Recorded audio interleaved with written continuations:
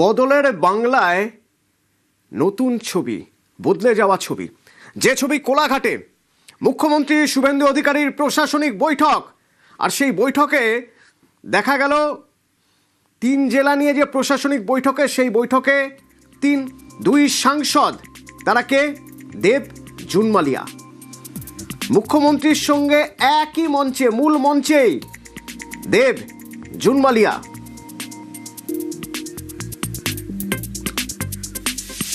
সুজিত ভৌমিক আছে আমার সঙ্গে ফোনে। সুজিত, এও এক বদলে যাওয়া ছবি। এতদিনের এত প্রশাসনিক বৈঠক কভার করেছে, কখনো এই ছবি বোধহয় সুজিত দেখনি যে মুখ্যমন্ত্রী যেখানে বৈঠক করছেন সেখানে তার বিরোধী রাজনৈতিক দলের যারা সাংসদ তারা সেখানে বসে রয়েছেন একই মঞ্চে, এবং সামনেও যেখানে একই মঞ্চে সাংসদরা আছেন তেমন সামনে বিধায়করা আছেন। 3 জেলার মোট 35 জন বিধায়ক, তারা সকলেই রয়েছেন। তাদের মধ্যে 2 জন তৃণমূলের রয়েছে পশ্চিম মেদিনীপুরের, আবার মঞ্চে আছেন 4 জন সাংসদ, তাদের মধ্যে 2 জন বিজেপির, 2 জন কিন্তু তৃণমূলের। সেই 2 জন কারা? তারা কিন্তু অভিনেতা, এবং ঘাটালের এবং মেদিনীপুরের জুন এবং দেবকে নিয়ে কিন্তু চর্চা হচ্ছে, কারণ মুখ্যমন্ত্রী শুভেন্দু অধিকারীর সঙ্গে একই মঞ্চে উঠে এবং তারা মিটিংয়ে অংশ নিয়েছেন। আসলে তাদের প্রথম কথা, এলাকার উন্নয়নের লক্ষ্যে তারা যোগ দিয়েছেন। কেন যোগ দিয়েছেন? মুখ্যমন্ত্রীকে সামনে থেকে পেয়ে তারা কিছু বলতে চান, কিন্তু সেটা তো ওরা সামনের কথা। পেছনের কথা কি? যে কথা রাজনৈতিক মহলে আলোচনা চলছে সে কথা হলো বেসুরো সাংসদ এবং বিধায়কদের কথা। তারা তৃণমূলের, কিন্তু তার তৃণমূলের থেকেও তারা কিন্তু ভিন্ন গোষ্ঠীতে, এবং তারা বেসুরো অবস্থায় তারা বলতেই আছেন নানা কথা, সংবাদ মাধ্যমে আসছে সেসব কথা, এবং তারা ইতিমধ্যেই বলা যায় তৃণমূলের সঙ্গে দূরত্ব বাড়িয়েছেন। মুখ্যমন্ত্রীর সঙ্গে গোপনে বৈঠক করছেন দিল্লিতে, আবার এই রাজ্যে বিধায়করা করছেন আলাদা করে বৈঠক।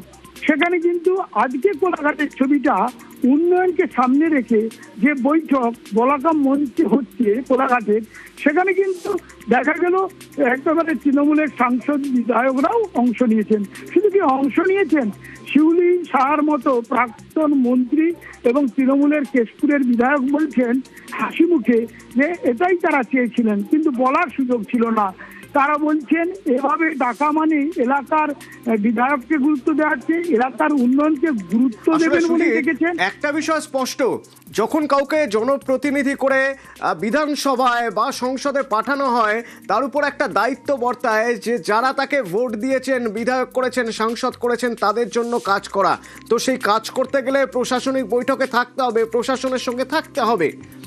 তো সেই প্রশাসনের সঙ্গে থাকার জন্যই তারা এসেছেন, তারা কাজ করতে চান। যারা বেসুরো তারা বারবার বলেছেন তাদের কাজ করতে দেওয়া হতো না, তারা কাজ করতে চান একেবারে। এবং সে কথাগুলো কিন্তু আজকে বলা যায় যে সংবাদ মাধ্যমের সামনে তারা বলছেন এবং তারা অংশ নিচ্ছেন। তারা কিন্তু অংশ নিচ্ছেন মুখ্যমন্ত্রীর ডাকা প্রশাসনিক বৈঠকে, এবং সেখানে দেব বলেছেন, সূত্র মারফত যেটা জানতে পারছি, ঘাটালের যে বলা যায় বড় সমস্যা, সেখানে কেন্দ্র রাজ্যের সহযোগিতা দরকার, সেই ঘাটার মাস্টার তিনি কিন্তু কথা বলেছেন।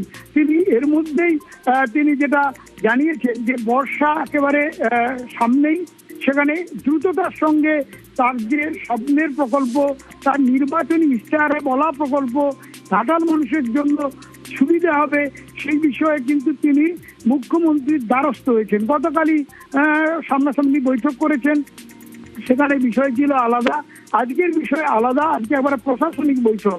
গতকাল যদি থেকে থাকে অন্যরকম বৈঠক, সেখানে হাসি মুখে কথা বলেছেন, সূত্র মারফত জানা গেছে।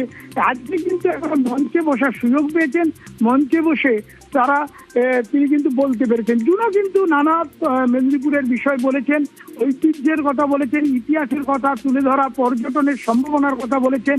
শুধু কি জুন, দেব তা নয়, একই সঙ্গে সুযোগ পেয়েছেন বিধায়করা যারা, তারা কিন্তু তাদের এলাকার কথা বলছেন, এবং সেই এলাকার কথা বলে তারা এটা বোঝাতে চেয়েছেন যে এই উন্নয়ন বৈঠক থেকে দিশা দিক মুখ্যমন্ত্রী। আর দিশা তো দেবেনি, কারণ তোমাকে বলতে পারি অতনু, তুমি ভালো করেই জানবে, অবিভক্ত মেদিনীপুর তার হাতের তালুর মতো তার চেনা।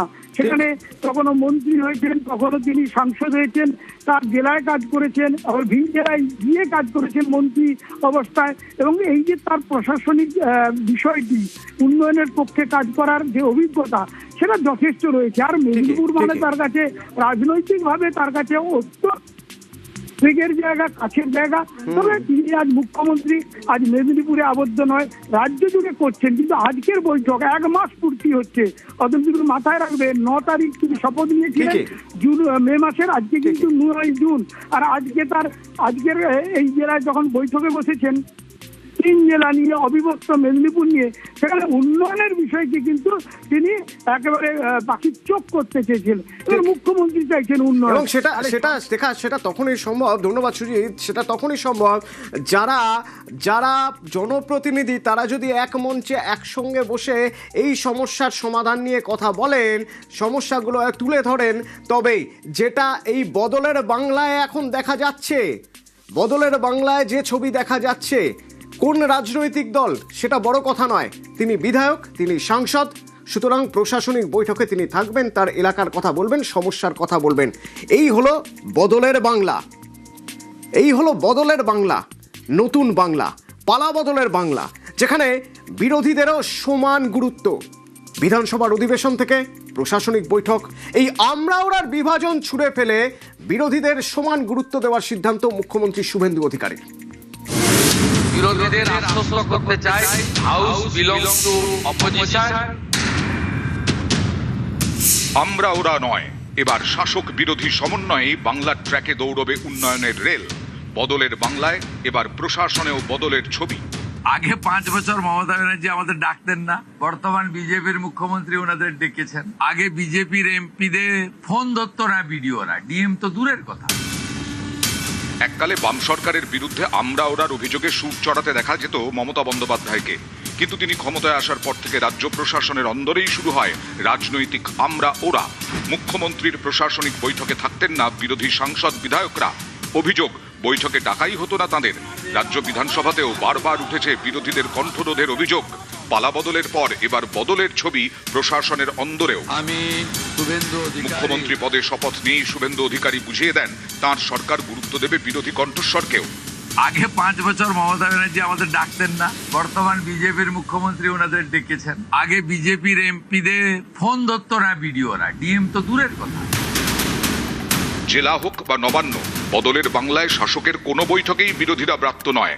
প্রশাসনটা সবার, প্রশাসনিক বৈঠকে চিরকালই আমরা আসি, সেটা কোনো দলীয় কর্মসূচি নয়।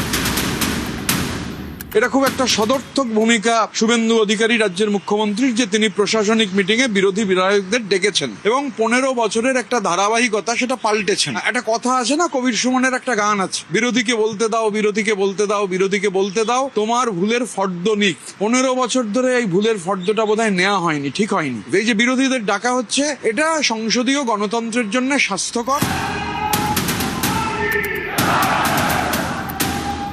সরকার কোনো দলের নয়, সরকার জনতার, সরকার সবার। মুখ্যমন্ত্রী হওয়ার পর প্রথমবার বিধানসভার ফ্লোরে দাঁড়িয়ে এই বার্তা স্পষ্ট করে দেন শুভেন্দু অধিকারী। বুঝিয়ে দেন তাঁর সরকার চলবে জনগণের জন্য, কোনো ভেদাভেদের জায়গা নেই সেখানে। সংবিধানের যে 3টি বিষয় রয়েছে, for the people, by the people, of the people, সেটাকে মেনে আমরা এই বিধানসভাকে এগিয়ে নিয়ে যেতে চাই। বিরোধীদের আশ্বস্ত করতে চাই, হাউস বিলংস টু অপোজিশন। আলোচনায় অংশগ্রহণের ক্ষেত্রে, সময় বরাদ্দর ক্ষেত্রে সরকারের ভূমিকা, সরকারি দলের ভূমিকা আমি পরিষ্কার করতে চাই।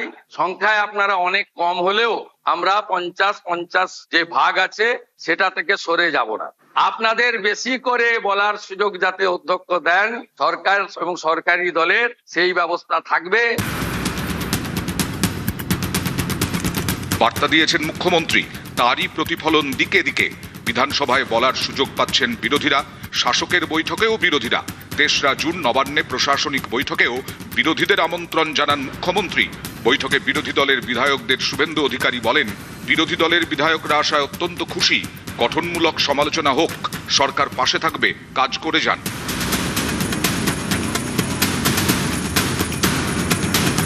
15 বছরের চেনা ছবি এক ঝটকায় বদল। বাংলার প্রশাসনেও বিভাজন আউট, ভরসা ইন। নিউজ 18 বাংলা। আর ওদিকে যদি দিল্লির কথা বলতে হয়, দিল্লিতে দিশাহারা তৃণমূল, বাংলা বেদখল, দিল্লিও বেহাত। তৃণমূলের বেসুরো 20 জন সাংসদ যারা গতকাল শুভেন্দু অধিকারীর সঙ্গে বৈঠক করেছেন। এবার জানা যাচ্ছে যে এই সংখ্যা আরও বাড়তে পারে। যাচ্ছে ক্ষমতা একা মমতা, বেসুরোর সংখ্যা আরও বাড়তে পারে, অর্থাৎ 20 জন, 28 জনের মধ্যে থেকে 20 জন তারা গতকাল বৈঠক করেছেন। এবার সেই 20 থেকে সংখ্যাটা যদি বাড়ে, এদিক থেকেও সংখ্যাটা কমতে কমতে 7-6 হতে থাকবে যদি ওদিকে সংখ্যা বাড়ে। কিন্তু দিল্লির হাওয়া বলছে এই সংখ্যা আরও বাড়বে। এই যারা যারা বেসুরো তাদের মধ্যে একজন বাঁকুড়ার সাংসদ অরূপ চক্রবর্তী। আমরা ফোনে যোগাযোগ করেছিলাম, কি বলছেন শুনুন। আমরা তৃণমূল কংগ্রেসের নেতৃত্বে যে টালবাহানা চলছিল, যেটা মানুষ একসেপ্ট করেনি, সেইটার বিরুদ্ধে আমরা অরিজিনাল তৃণমূল কংগ্রেস থেকে বাঁচানোর জন্য আমরা সিদ্ধান্ত গ্রহণ করেছি এবং আমরা ব্লক চেয়েছি যে আমার 20 জন একসঙ্গে আমরা বসবো।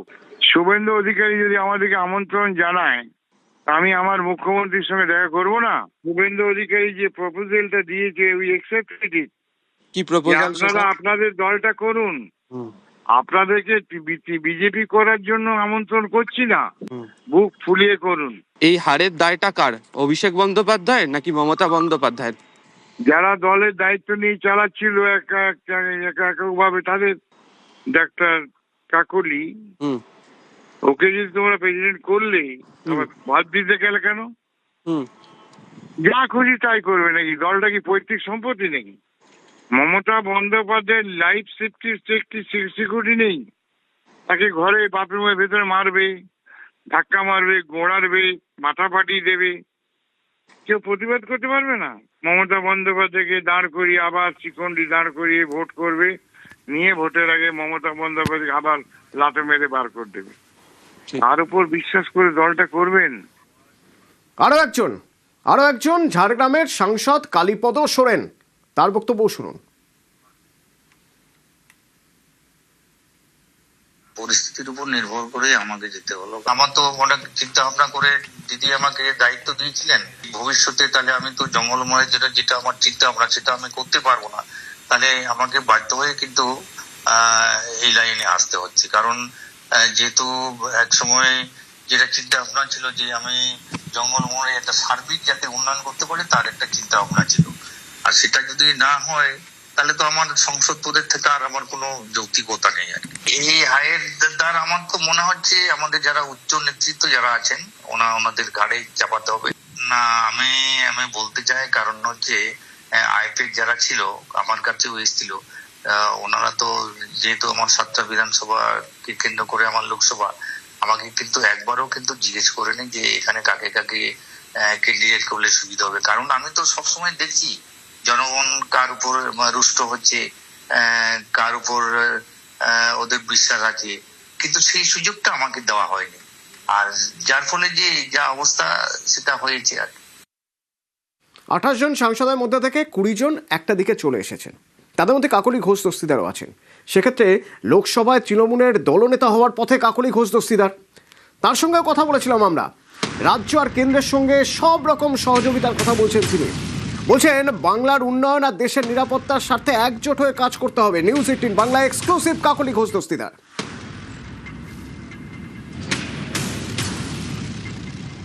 बंगाल में टीएमसी की हार क्या हुई, टीएमसी बिखरने लगी। हमारे साथ बातचीत करने के लिए काकोली घोष हैं, जो कि ममता बनर्जी से राजनीतिक तौर पे 40 साल से जुड़ी हुई हैं।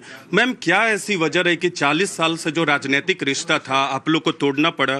और ये भी जानना चाहेंगे कि मौजूदा में आप लोग के पास कितने सांसद हैं, आप लोग का जो खेमा है टीएमसी का? 20 सांसद ने आज हस्ताक्षर करके हमने माननीय स्पीकर महोदय को चिट्ठी दिया कि हम अलग से बैठ के केंद्रीय सरकार राज्य सरकार से तालमेल के काम करना चाहते हैं। हमारे वहाँ जो संसदीय क्षेत्र है उसमें और राज्य का उन्नति चाहते हैं। देश को सुरक्षित रखने के लिए हमारे बस में जितना भी ताकत है हम देश को सुरक्षित रखना चाहते हैं, क्योंकि देश का सुरक्षा हमारे लिए अहम मुद्दा है, बहुत जरूरी मुद्दा है, और हम आम जनता मतदाता का काम करना चाहते हैं। अब आप लोग यहाँ लोकसभा के 28 में से आप कह रही हैं कि 20 सांसद अलग हो रहे हैं और अपने आप को एक नया ग्रुप के तौर पे अपने आप को लोकसभा में रखेगा, तो वजह क्या रही मुख्य तौर पे? क्या ममता बनर्जी से नाराजगी थी या अभिषेक बनर्जी से? ऐसा जो राजनीति करते हैं, 40 साल से राजनीति करते हैं, जिसका फैमिली में सब मंत्री रह चुके, सांसद रह चुके, वो हम आम जनता के लिए काम करते आए हैं, उसके लिए कोई खुद का एजेंडा नहीं होता, देश का एजेंडा होता है। मैंने कह दिया, हम काम करना चाहते हैं आम जनता के लिए, ऐसा एजेंडा नहीं है कि किसी के खिलाफ हम जो उनका पॉलिसी जिसके लिए मतदाताओं ने उनको हटा दिया सत्ता से, हम मतदाताओं के साथ देने के लिए अभी हट रहे हैं। ये दूसरे लोग टीएमसी के अंदर से कहना है कि आप लोग के पास 13-14 सांसद है, क्या अपने सांसदों की संख्या को लेकर आप आश्वस्त हैं मैम? और आप क्योंकि चीफ व्हिप थी यहाँ, वहाँ भी उसी भूमिका में रहेंगी? जिन्होंने कहा 13 है ना, उनको दिखाने बोलिए, उनके पास तो होगा ना, नहीं तो कैसे कह दिया कि 13 है? तो उनके पास तो कुछ होगा नहीं, जानकारी कुछ नहीं है। चिट्ठी मैंने लिखा, चिट्ठी में हस्ताक्षर मेरा है, 20 लोग हम लोग एक साथ में सिग्नेचर किया, तो ऐसा फजूल की बातें करने नहीं चाहिए। कैमरा पर्सन जय किशन के साथ नीरज कुमार, न्यूज 18 इंडिया, दिल्ली। তৃণমূলের রাজ্যসভার সাংসদ সুখেন্দু শেখর রায় গতকালই রাজ্যসভার সাংসদ পদ থেকে ইস্তফা দিয়েছেন, দলও ছেড়েছেন। ইস্তফা দিয়ে দলের বিরুদ্ধে পরপর তোপ সুখেন্দু শেখরের।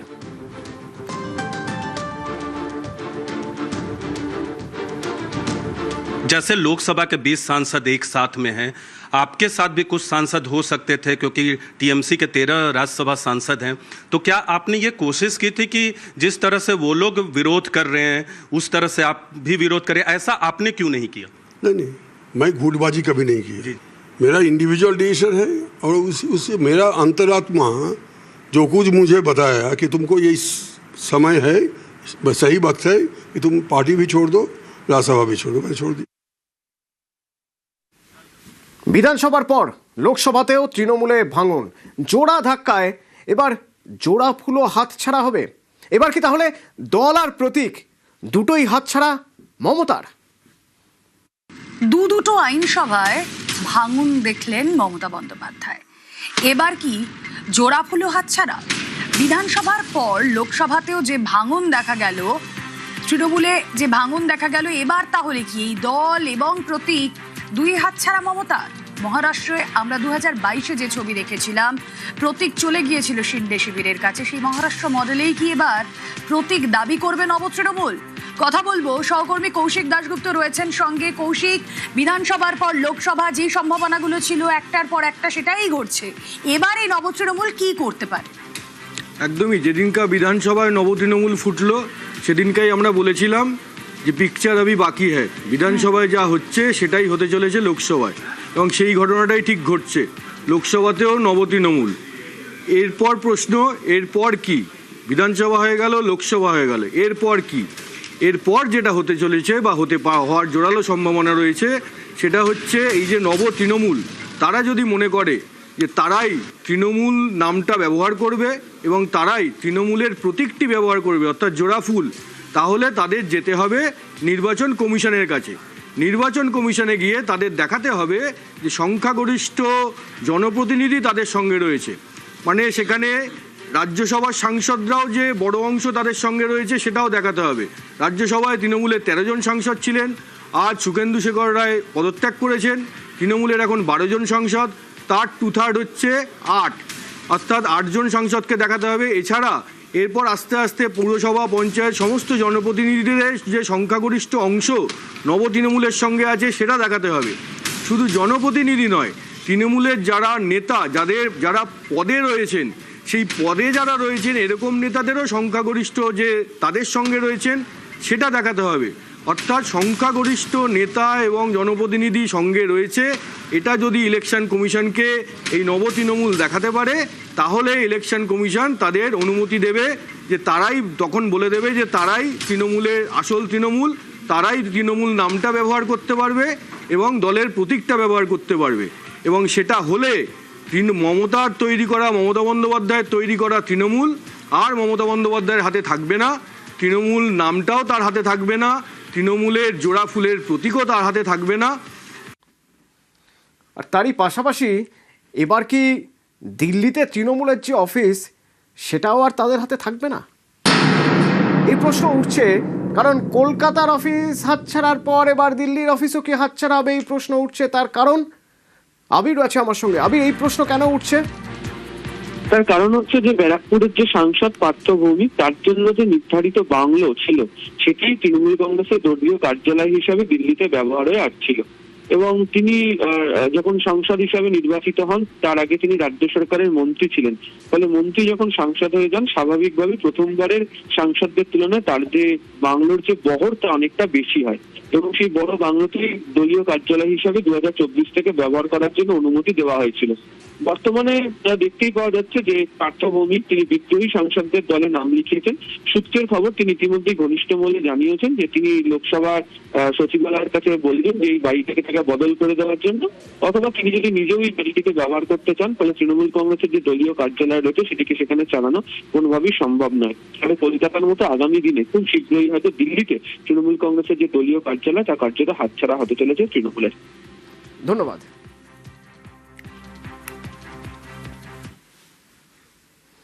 আজ থেকে চালু 100 দিনের কাজ। উলুবেড়িয়ায় কাজের সূচনা মন্ত্রী দিলীপ ঘোষের। আর জুলাই থেকে শুরু 125 দিনের কাজ। আজ থেকে যেই কাজ শুরু হলো, মন্ত্রী দিলীপ ঘোষের হাতে সূচনা হলো। কেমন ছিল সে ছবি জানবো। সন্তু রয়েছে আমার সঙ্গে। সন্তু, একদমই উলুবেড়িয়া 2 নম্বর ব্লকের জোয়ারগড়ি গ্রাম পঞ্চায়েত এলাকায় আজকে তিনি প্রকল্পের সূচনা করলেন। জুন মাস থেকে তিনি বলেন যে জুন মাস থেকে আমরা পুরাতন কাজ করছি, জুলাই মাসে থেকে কিন্তু জি রামজি প্রকল্প শুরু হয়ে যাবে। ইতিমধ্যে তিনি কিন্তু জানিয়েছেন যে 700 কোটি টাকা এই কাজের জন্য বরাদ্দ হয়েছিল। গতকাল কিন্তু আরো 1700 কোটি টাকা এই কাজের জন্য বরাদ্দ হয়েছে। গ্রামের সাধারণ মানুষকে জীবিকা নির্বাহ যাতে সুবিধা হয় তার জন্য এই প্রকল্প। এবং আগামী দিনে যে পঞ্চায়েত ও 100 দিনের কাজে যেসব দুর্নীতিও আছে তার বিরুদ্ধেও তিনি সরব হয়েছেন এবং আগামী দিনে তদন্তও তিনি হবেন, সেটাও তিনি জানিয়েছেন। ধন্যবাদ। নতুন করে যখন এই সরকার আসার পরে যে সূচনা হলো, আশা করছি গ্রাম শুধু নয় আরো যে জেলা আছে সেসব জায়গাতেও যেসব লোক কাজ করতো সেসব লোক কাজ তো পায়নি কিংবা টাকাও পায়নি। তাই আজকে যে কাজটা শুরু হলো, তা এতে প্রতিটা গরিব মানুষ যারা জব কার্ড কাজ করতো তাদের খুবই সুবিধা হলো। আমরা খুব খুশি হয়েছি, আমরা কাজটা পাবো, এর জন্য আমরা খুব সুবিধা পাচ্ছি। আমরা প্রচুর অসুবিধায় ছিলাম। আমরা মন্ত্রী খুব ভালো হয়েছে, আমাদের খুব সুযোগ সুবিধা দিয়ে ভালো হবে। আমরা খেটে খাওয়া গরিব মানুষ, কাজকর্ম হলো আমাদেরই ভালো হয়। যত কাজ বাড়বে আমাদের তো গরিব লোকের আমাদের তো সুবিধা না। অনেক কিছুই বন্ধ ছিল, গরিব মানুষকে বঞ্চিত করা হচ্ছিল। এই সমস্ত প্রকল্পে দুর্নীতি হয়েছে, তাই কেন্দ্র সরকারও পয়সা দেওয়া বন্ধ করেছিল। আবার পয়সা আসছে এবং 100 দিনের 125 দিনের কাজ হবে শ্রীরামজি, যাতে গ্রামের মানুষ সুবিধা পান এবং নিয়মিত চলবে। এই যে দুর্নীতির কথা বলা হচ্ছে, তার মধ্যে সবচেয়ে বড় হলো জব কার্ড জালিয়াতি, যা রুখতে এবার কড়া প্রশাসন। 100 দিনের কাজে এবার ফেস অথেন্টিকেশন, জব কার্ড হোল্ডারদের ফেস অথেন্টিকেশন হবে এবং বাধ্যতামূলক এই ফেস অথেন্টিকেশন। কিভাবে এই কাজ হবে, কোন অ্যাপের মাধ্যমে জানবো। সোমরাজ আছে আমার সঙ্গে। সোমরাজ, হ্যাঁ দেখো, 100 দিনের কাজের জন্য এবার জব কার্ড হোল্ডারদের ক্ষেত্রে ফেস অথেন্টিকেশন বাধ্যতামূলক করা হয়েছে। ইতিমধ্যেই রাজ্যের পঞ্চায়েত ও গ্রামোন্নয়ন দপ্তরের তরফে সব জেলায় এই নির্দেশিকা পাঠানো হয়েছে। তুমি জানো, আজ থেকেই 100 দিনের কাজ আনুষ্ঠানিকভাবে শুরু হচ্ছে। গতকালই মুখ্যমন্ত্রী শুভেন্দু অধিকারীকে চিঠি দিয়ে তা জানিয়ে দিয়েছেন কেন্দ্রীয় গ্রামোন্নয়ন মন্ত্রী শিবরাজ সিং চৌহান। এই 100 দিনের কাজের যে উপস্থিতি সেটা এবার নথিভুক্ত করা হবে একটি নির্দিষ্ট অ্যাপের মাধ্যমে এবং সেই অ্যাপের মাধ্যমেই ফেস অথেন্টিকেশন করতে হবে। এই ফেস অথেন্টিকেশনে কাজ কারা করবেন, পঞ্চায়েত দপ্তরের তরফে যে নির্দেশিকা দেওয়া হয়েছে সেখানে বলা হয়েছে 100 দিনের কাজের ক্ষেত্রে যেগুলি কমিউনিটি প্রকল্প, অর্থাৎ একসঙ্গে একাধিক জব কার্ড হোল্ডাররা কাজ করেন, যদি কোনো প্রকল্পের ক্ষেত্রে তাদের ফেস অথেন্টিকেশনে কাজ করবেন সুপারভাইজাররা। আর যদি ইন্ডিভিজুয়াল বেনিফিশিয়ারি স্কিম, অর্থাৎ নির্দিষ্টভাবে কোন স্কিমের ক্ষেত্রে হয় 100 দিনের কাজ করেন কোনো জব কার্ড হোল্ডাররা, তাহলে তার উপস্থিতি নথিভুক্ত করবেন গ্রাম রোজগার সহায়ক যাদেরকে বলা হয়।